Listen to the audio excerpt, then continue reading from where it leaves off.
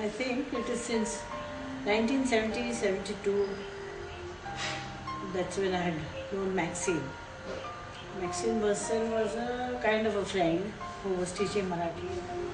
Often I have felt that Maxine has done something that people like me or people who think they are doing something in education should have done.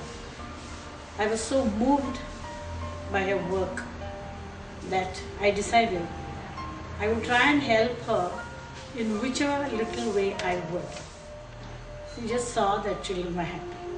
And I think even today, in Pragat Shikshan Sanstha's Balwadi and in the schools, children are happy. And that is what matters most in education, I feel. Fulton is a medium-sized town set in a semi-arid region of western Maharashtra. The town was formerly the capital of a princely state whose history goes back to the 13th century. In 1966, an American woman scholar arrived in Fulton.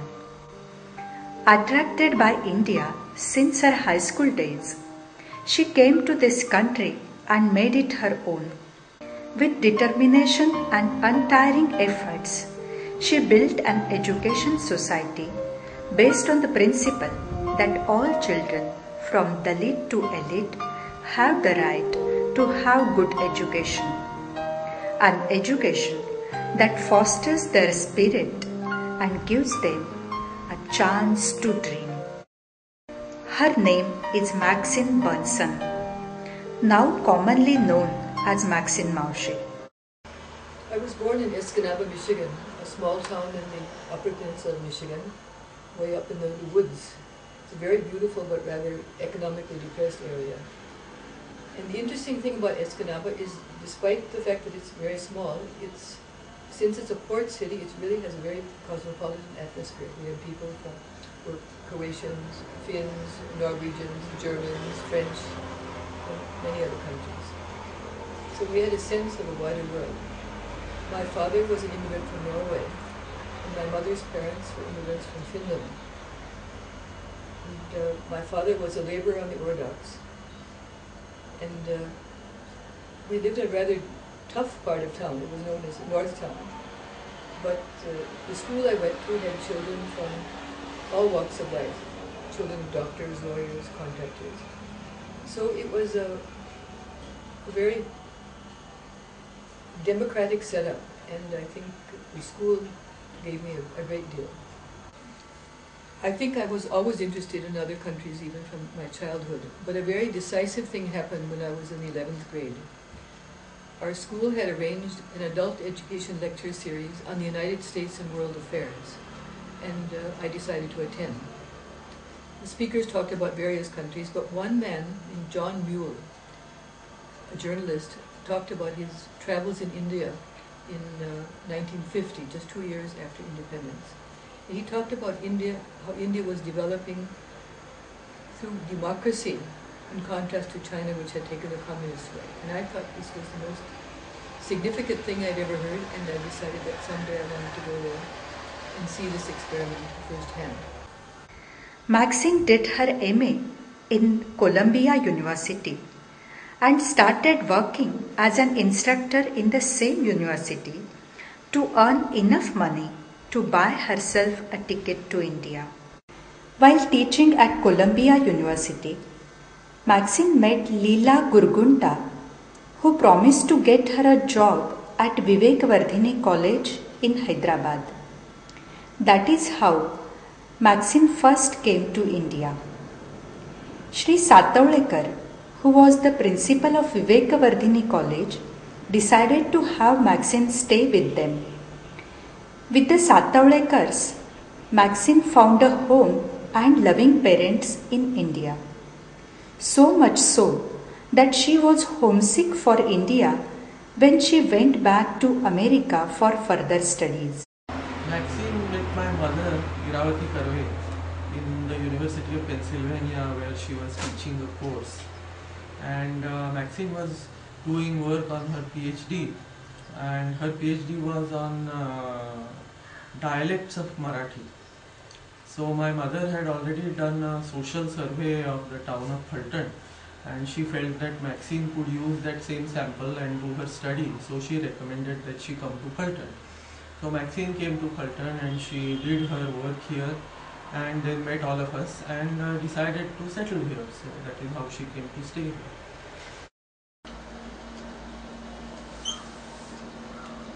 I had come to Fulton in 1966, and by 72 I suddenly realized that somewhere along the line in my mind I had made a decision that this is where I wanted to stay permanently. So to make it official, I applied for Indian citizenship. One of the reasons for this is I decided if I wanted to stay here, I wanted to be able to fully participate in the society. It took another 8 years for the citizenship actually to come through, but it was a very important step in my life. During her PhD work, Maxine met some children by the roadside. She asked them, "Would you like to learn to read and write?" They said yes, and they started to go to her house to learn. For the first week, the kids were coming to my house in Lakshmi Nagar and just sat in my living room while I taught them. After a while, I thought this really wasn't a very good idea, and it would be much better if I found out where they lived. And I inquired and discovered that they all lived in Mangalawarpet and belonged to the Dalit Buddhist community. And most of them lived behind the ice factory, which I discovered later was the poorest section even of Mangalawarpet. And a woman named Akka Sheikh said she would let us have a cot. Us means my friend Vasanti Dandikar and I. Let us to have a cot to sit on, and the kids would sit on the ground in front of us, and we could teach them. So we continued this way for about 3 months until it started to rain. Fulton doesn't have much rain, but it has a lot of mud, and so it was very difficult. And we had to stop the classes for a while. And finally somebody told us that there was a dharmashala available in Mangalawarpet that we might be able to use. And when I looked at it, my heart sank, because there was literally dirt 4 inches thick on the walls. But the municipality agreed to let us have it and to use it, and they spent 3,000 rupees to fix it up. And in December of 1978, we moved into the center, what we call the Apli Shala Center.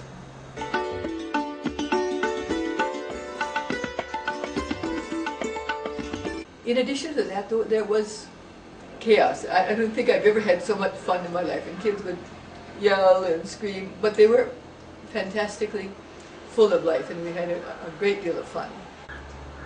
And by that time I had hired a number of people to help. So it became a little more like a proper center, if not a regular school. But the idea at the beginning was simply to be an alternative program, to help the kids who are not in school to become literate. But there was one boy who was quite young and very bright. So I said, well, maybe he should be in school, because my linguistic research had shown that children who had gone to school or had a lot to do with people of other castes spoke in a different way, in such a way that they could not be recognized as so-called lower caste. So I put Sujit in school. But after that, other parents wanted their children to be in school also. And I thought this really made a lot of sense. So I started viewing our program not as an alternative to the regular system, but as a supplementary one that helped the kids enter the mainstream and succeed there. Along with the Balwadis and supplementary classes, a sewing and literacy class for women was also started, and it still continues.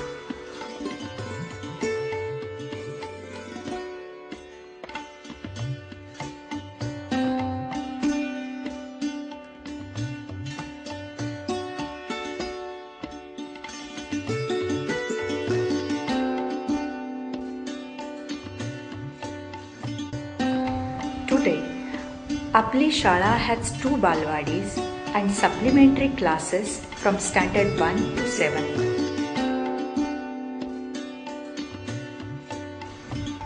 The Pragat Shikshan Sanstha has extended the sphere to its work by forming women's self-help groups.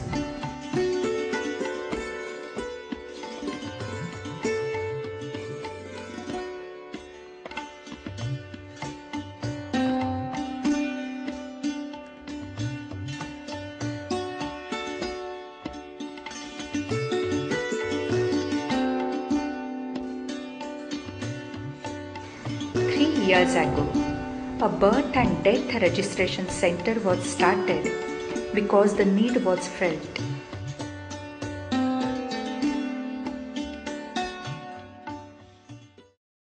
Since 78, from 78 until 84, actually even 85, I had been working in Aplishala and also doing my other linguistic research and work like in teaching materials. And from time to time people would say, why don't you start a full-time school? And I said, no, I have my hands full here. And I'm not really interested in education for the elite. But gradually I began to realize that not only the poor, but other children also needed a good education. And the decision finally came to a crisis when, with Samira. When Samira, my granddaughter, refused to go to any school in Phaltan, my husband Von Nimkar asked Maxine if she would start a new school with his financial help. This was the beginning of Kamla Nimkar Balbhavan. The seed, almost casually planted by Samira, grew year by year into a complete school.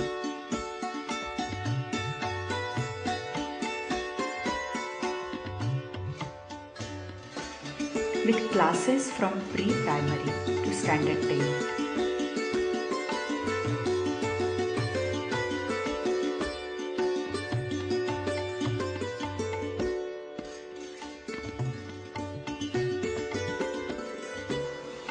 In memory of the pioneering work of Kamlabai Nimkar in the field of education, the school was given the name Kamla Nimkar Balabhavan, popularly known as KNB.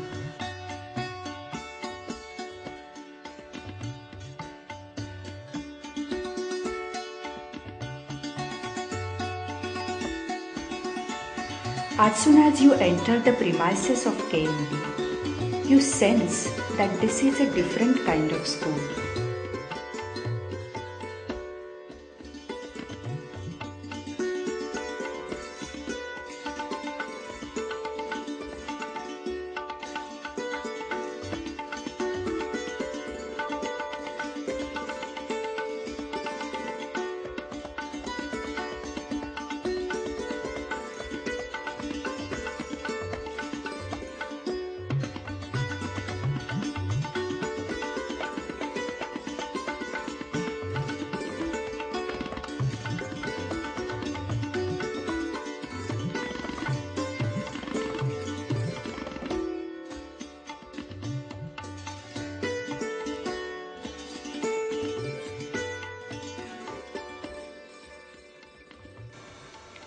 KNB is a microcosm of our society, with children deliberately chosen from all walks of life.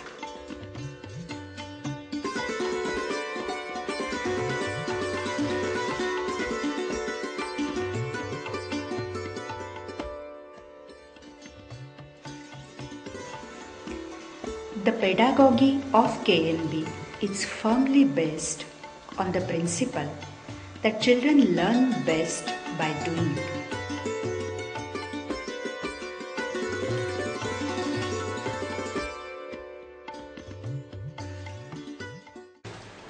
तर आपण ही जीवनसत्व आपल्याला कशा कशातून मिळतात हे बघितलं आणि ही जीवनसत्व आपल्याला उद्या मिळवण्यासाठी आपण उद्या गाजर, पालक, पपई, पालेभाज्या, मोड आलेली कडधान्य आणि सगळी फळं यांची कोशिंबीर करणारे.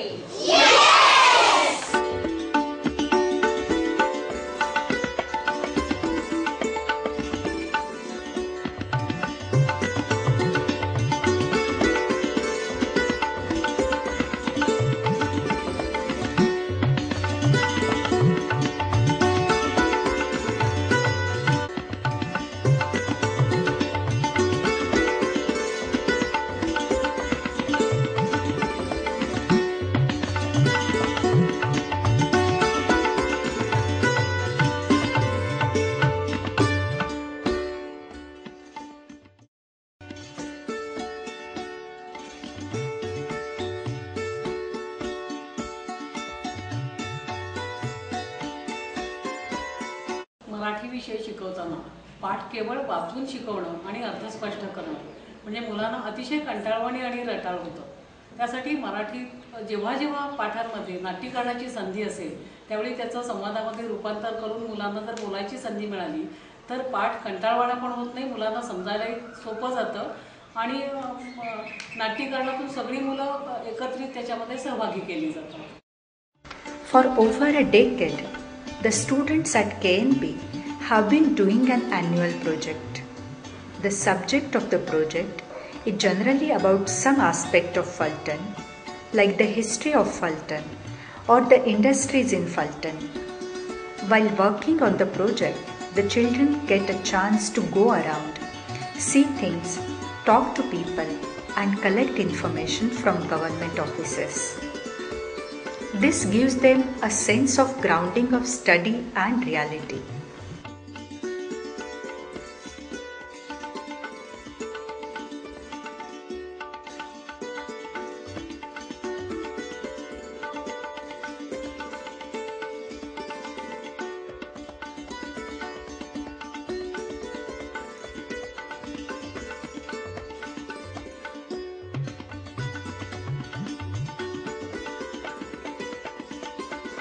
As a government recognized school, KNB follows prescribed syllabus, but with a great deal of enrichment. मुलांनो, हा जो साप आहे हा तस्कर जातीचा आहे, हा बिनविषारी आहे, त्यामुळे चावलं तरी आपल्याला काही त्याचं विष वगैरे बाधत नाही.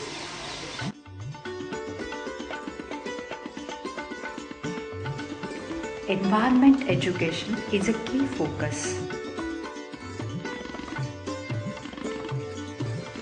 During the Ganesh festival, KNB students work hard to create awareness about the water pollution caused by immersion of idols and garlands in the canal. Many individuals and groups turn over their idols to the students.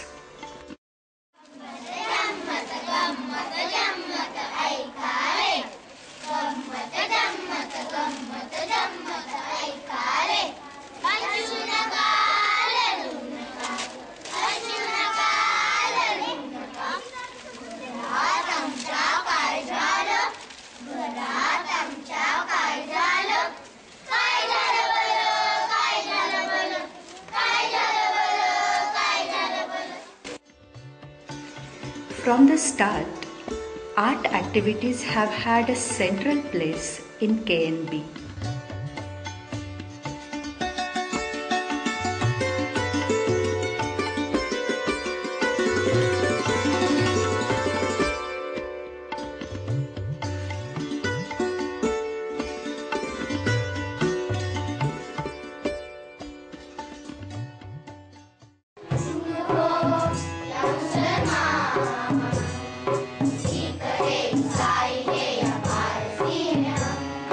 Yeah.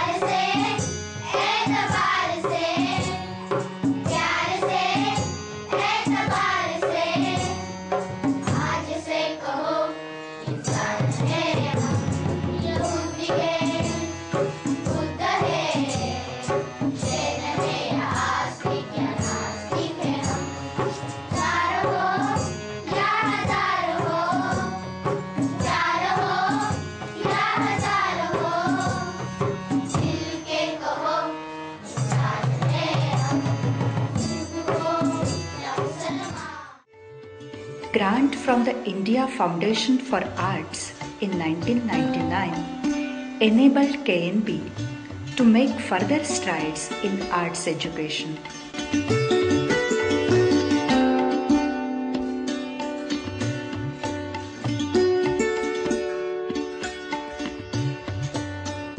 The ancient saying, "A sound mind in a sound body," has always been important in KNB.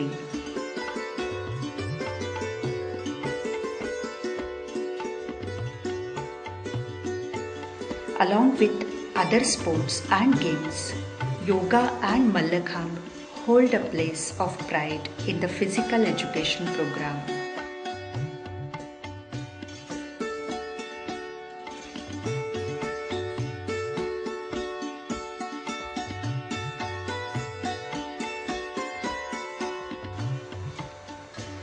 The unique feature of the KNB program is the emphasis on the work experience. They have an arrangement with some local goat and poultry farms and a nursery where the 8th standard students go to work for a week. They have to work from 9 to 5. Apart from the actual work, they also get a lot of information. Now you see that we've used the spoke shave to shape the bottom part of it, and we'll have to do a little bit more shaping. KNB also arranged to teach some of the children carpentry.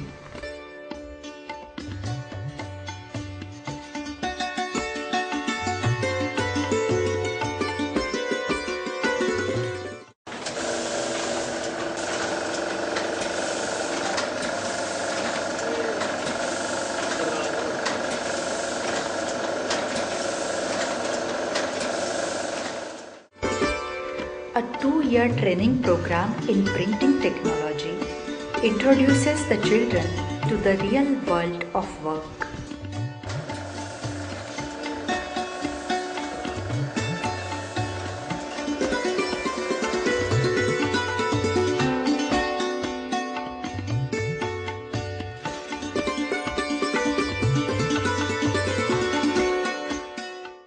Library has a very important place in Kamlaninkar Bal Bhavan.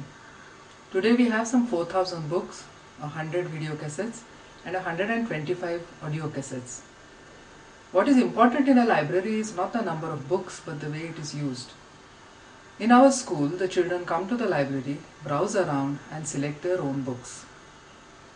We have one library period per week from standard 1 to 10. During this period, children come to the library, borrow books, draw pictures, tell stories, read books, listen to cassettes, or solve the quiz questions given on the blackboard. And in older classes, they write book reviews too.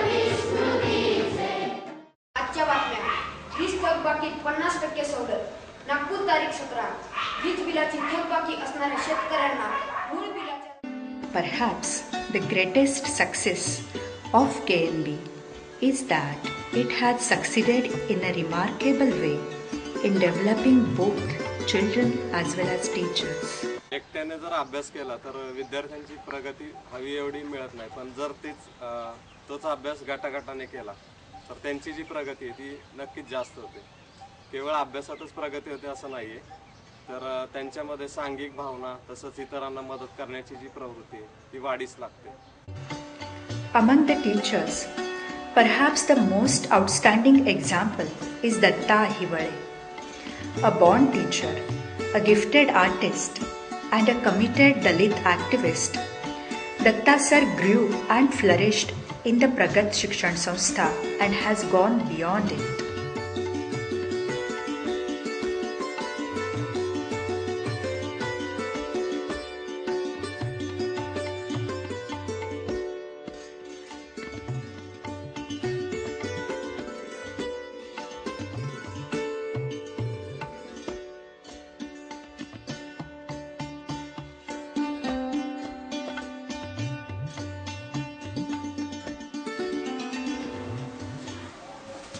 मॅक्सिन मावशींबरोबर काम करताना त्यांचं कार्य, त्यांची समाजाच्या प्रती असलेली तळमळ बघून मला सुद्धा वाटलं की या भागामध्ये मॅक्सिन मावशी ज्या भागामध्ये काम करतात त्या भागामध्ये आणखी शैक्षणिक काम करण्याची गरज आहे. त्यामुळेच त्यांच्याकडून प्रेरणा घेऊनच या ठिकाणी मी प्रबुद्ध विद्याभवन ही शाळा सुरू केली. I have always advocated public education, so in a sense, even starting a private school was a contradiction in terms. I started it because I felt it was necessary, but at the same time, I decided that from the very beginning that this school should not be just a beautiful oasis in an educational desert, but should be a center for improving other schools in the community, particularly government schools. आपण वाचन प्रकल्पामध्ये आता 8 शाळा आपण घेतलेल्या आहेत. त्याच्यामध्ये आपण ही पुस्तिका आपण वाचवायची वापरतो. One aspect of the outreach program is the Reading Improvement Project, which facilitates early reading by using the special reading method developed by Pragat Shikshan Sanstha.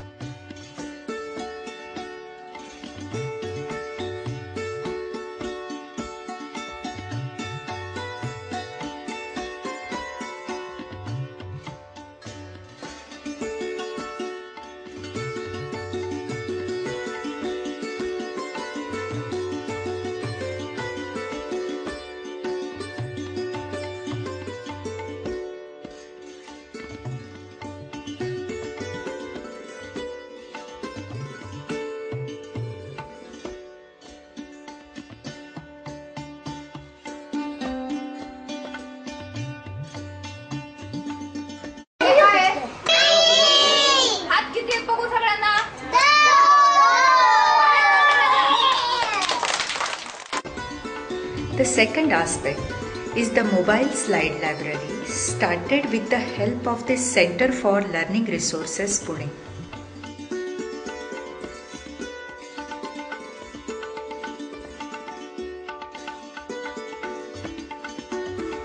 The third aspect is the hands-on science program, in which Pragat Shikshan Sanstha staffers regularly visit government schools to conduct science fairs.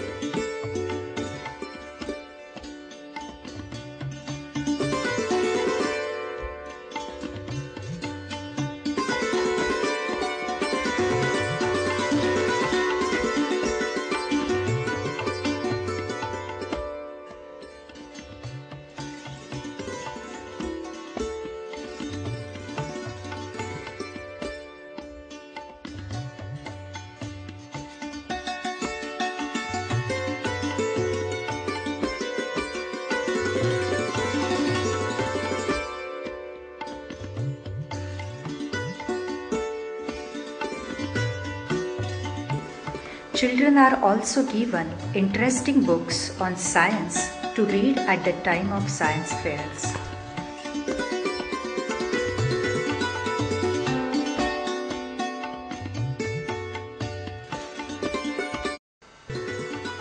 The three components of Pragat Shikshan Sanstha, आपली शाळा, कमलानेमकर Bal Bhavan, and educational outreach are trying to make education a happy experience for many children in and around Fulton.